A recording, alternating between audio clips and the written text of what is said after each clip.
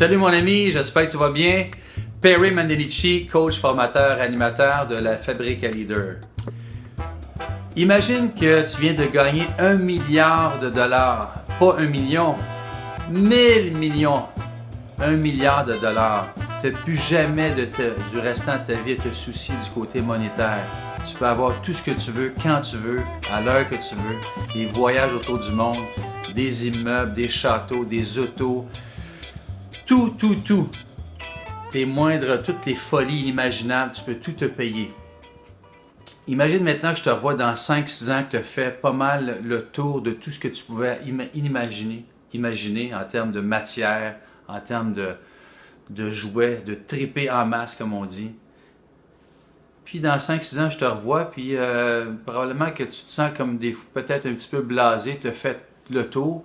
Puis là, tu veux continuer à vibrer, mais c'est plus nécessairement une question d'argent qui va te faire vibrer. C'est comment occuperais-tu tes journées de façon à pouvoir continuer à vibrer vraiment profondément à l'intérieur et d'avoir un impact dans la vie des autres. Qu'est-ce qui serait différent dans ta vie que tu n'as pas actuellement, que tu pourrais te permettre de mettre en place, d'exprimer?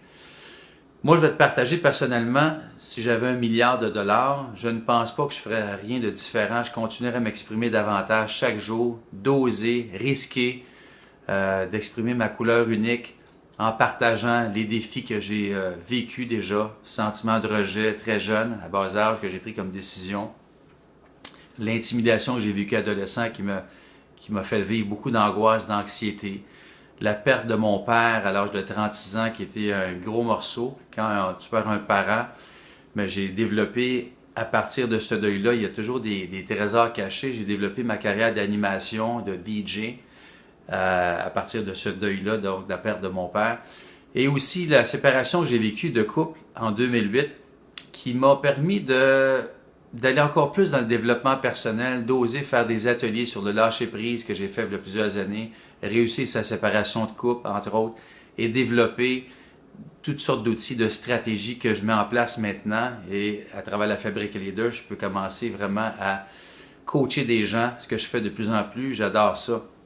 Tout ça pour dire que, donc, je m'exprimerais pas différemment à avoir des millions. D'ailleurs, il y a une parole de Bhagavad Gita qui dit, pour savoir vraiment ce qui t'allume, ce qui te fait vibrer, c'est imagine justement que tu as 1 milliard de dollars, que tu as tout l'argent du monde, qu'on te couvre de tous les peseaux d'or, tout l'or du monde. Comment occuperais-tu tes journées?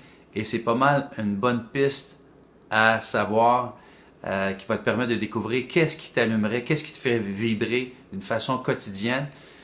Puis il suggère fortement de faire ça. Puis là, les millions et l'argent vont venir après et non pas avant.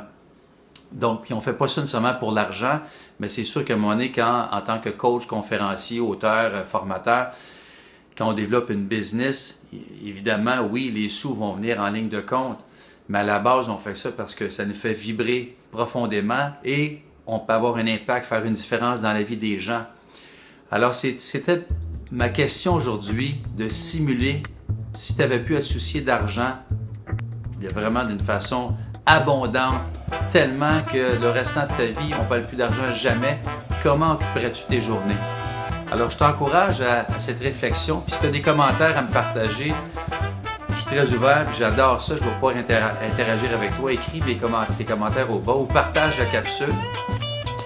Et puis, entre-temps, je te suggère fortement de continuer à célébrer et d'exprimer ta couleur unique chaque jour, celle qui te distingue des autres et en même temps te permet de connecter avec les autres. Ciao, merci, à la prochaine.